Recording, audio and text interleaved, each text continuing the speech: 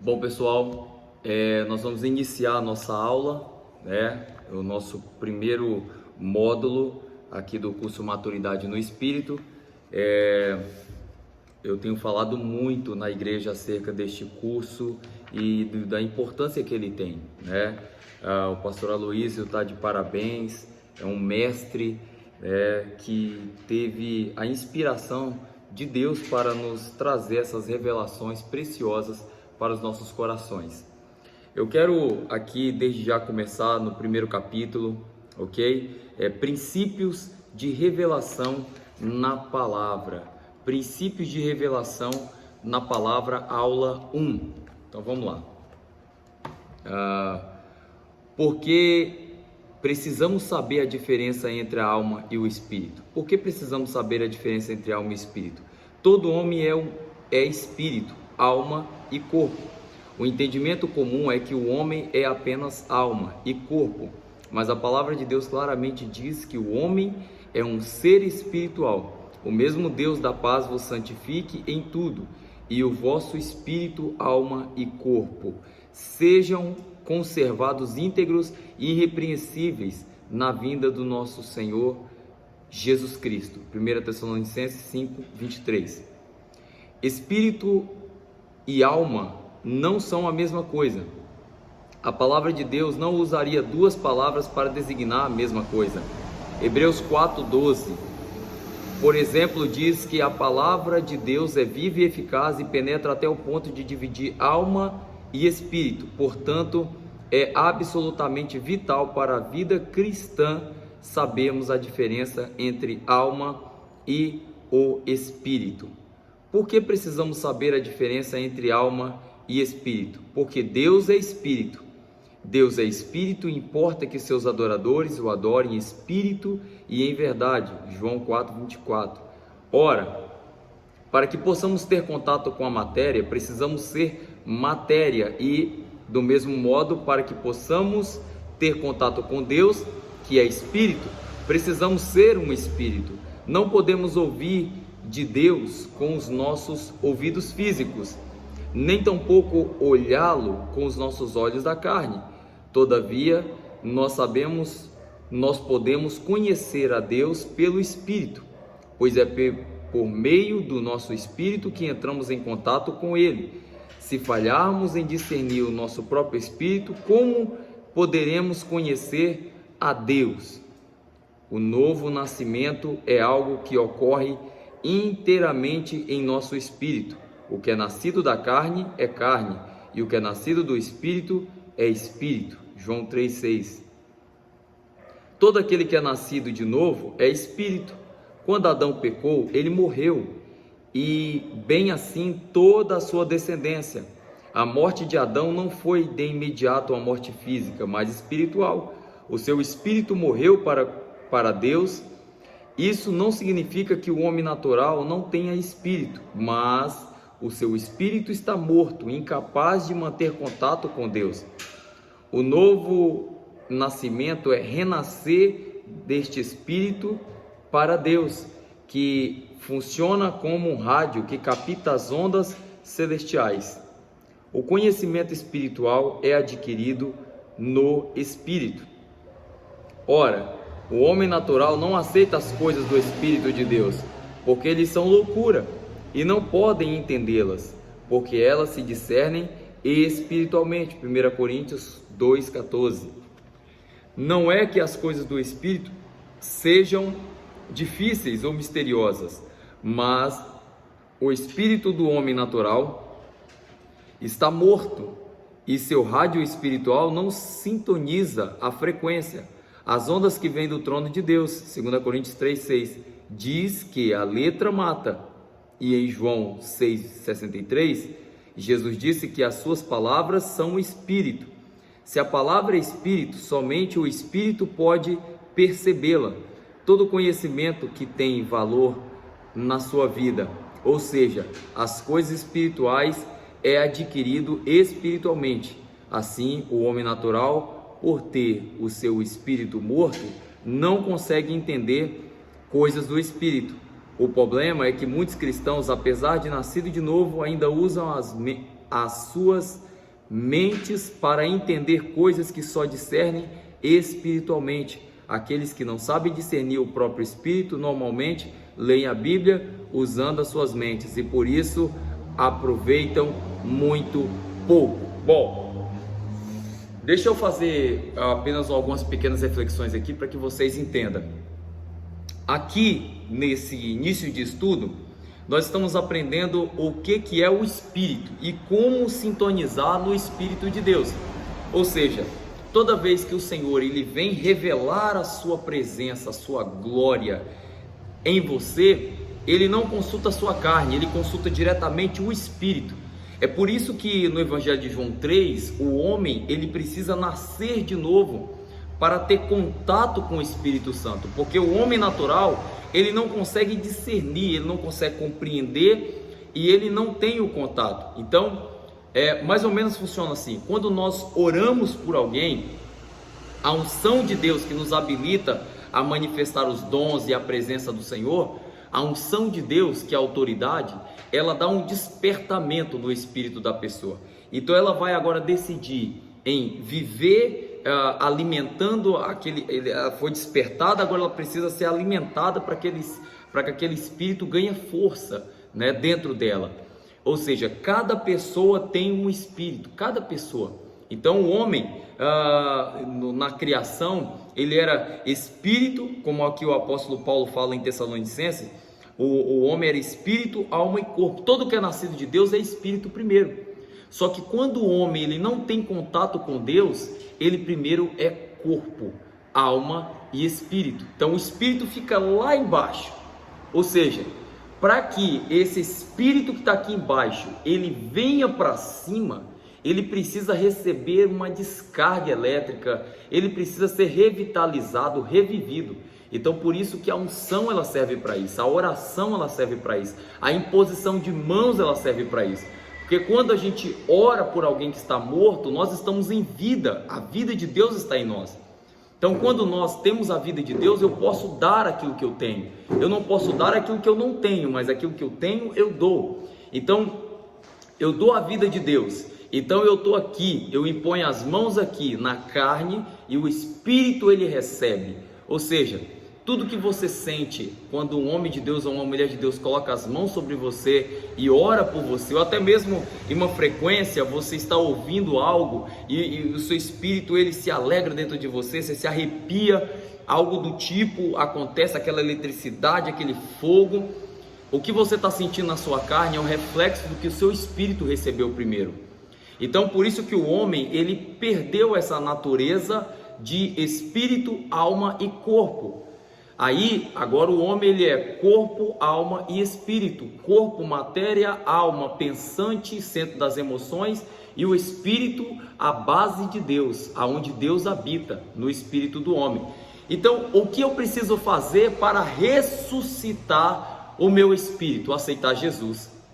O nascido de Deus aceita Jesus. Então, quando você aceita Jesus, o seu espírito ele recebe uma carga de vida, que é a vida de Deus, o zoe de Deus. Amém? Espero que você entendeu até aqui. Vamos lá. A adoração é algo que é feita no espírito. Presta atenção. Tudo é no espírito, querido. Deus não consulta carne, Deus consulta espírito para revelar à carne a sua vontade, a sua glória, a sua cura. Tudo Deus consulta o Espírito. A adoração vem do Espírito, o louvor, o quebrantamento, ele começa no Espírito para que assim a carne reaja. Então Deus ele consulta o Espírito para revelar à carne a sua glória. A adoração é algo feito no Espírito. Deus é Espírito e importa que os seus adoradores adorem em Espírito e em verdade. João 4:24. Deus é Espírito e deve portanto ser adorado em Espírito. Não é uma questão de forma, mas de origem.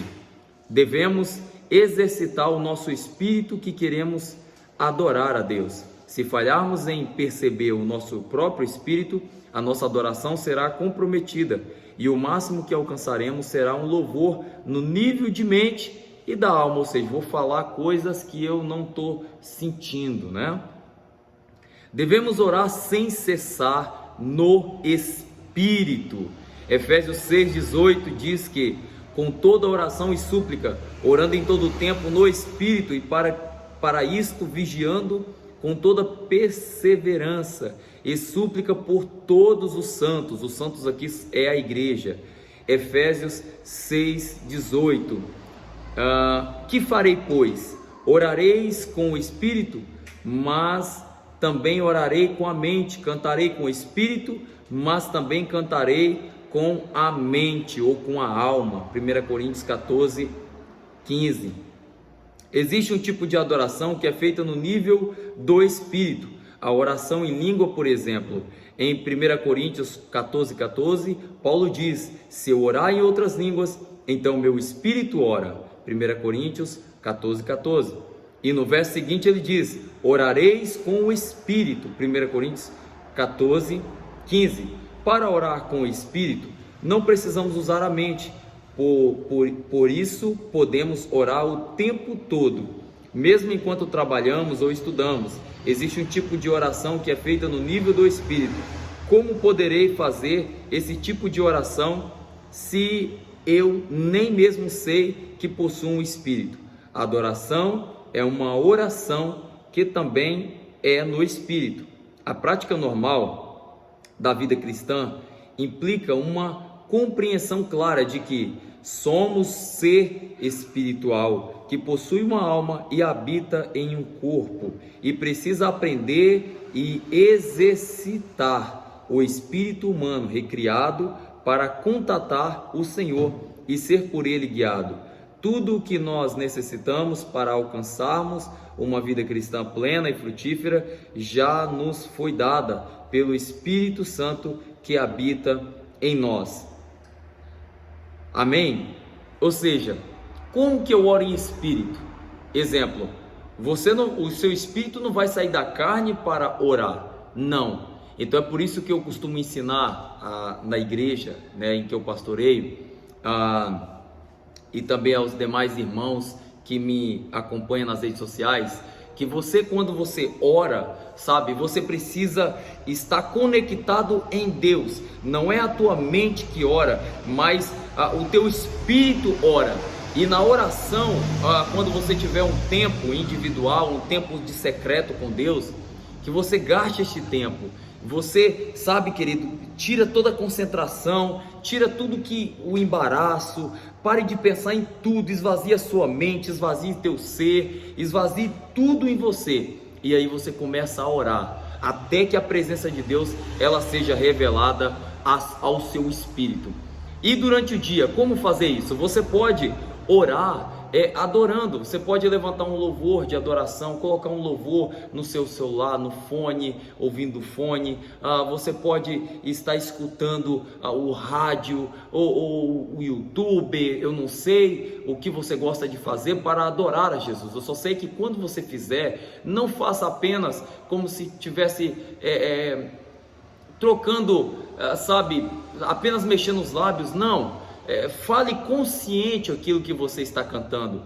Faça da canção a sua oração. Fale consciente, lindo, lindo, lindo és, glória, glória eu te dou, Jesus. Então deixa fluir de dentro para fora, porque todo mover de Deus não começa do lado de fora, ele começa de dentro para fora de você.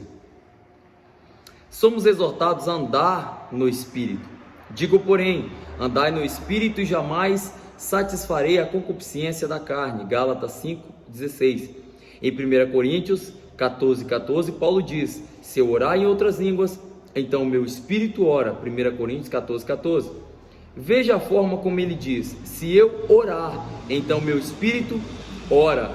Veja que o eu e o espírito são a mesma coisa, mostrando que Paulo se via como um ser espiritual. Podemos dizer então que nós somos um espírito que tem uma alma e habita em um corpo. Eu sou um ser espiritual, eu sou da natureza de Deus e fui feito à imagem e semelhança. Salmos 82, verso 6. Não devemos pensar que somos corpo, mas sim espírito. Amém? Você era um ser espiritual, antes de tudo. Então, quem adoece é o seu espírito ou a sua carne? Sua carne, né? Porque o seu espírito não adoece. Então, por isso que a fé não é extraída do que nós vemos ou sentimos. A fé é extraída da convicção, do seu espírito. É o seu espírito que você extrai a fé. E a fé não é sentir para ver, é ver para sentir. É dar um passo naquilo que não se vê, mas crendo que quando você tocar o vácuo, ali vai ter alguma plataforma, porque o Senhor já preparou. É você acreditar tamanho em Deus, que quando você dobrar o teu joelho, até mesmo na adoração em espírito, ou oração em espírito, você crê que o Senhor está recebendo a sua adoração. Em todo o tempo Ele está recebendo a sua adoração.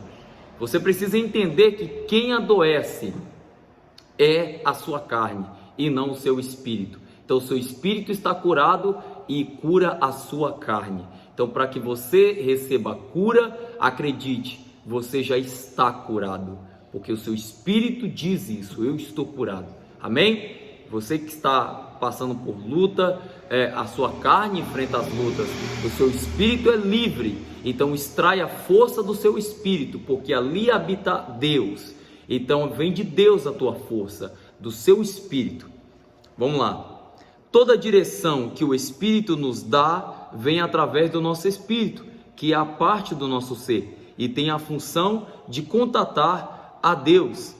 Falhar em discernir o próprio espírito pode ser extremamente prejudicial para um padrão de vida vitoriosa. Se eu não consigo ouvir o que o Espírito Santo está dizendo, como serei guiado por ele?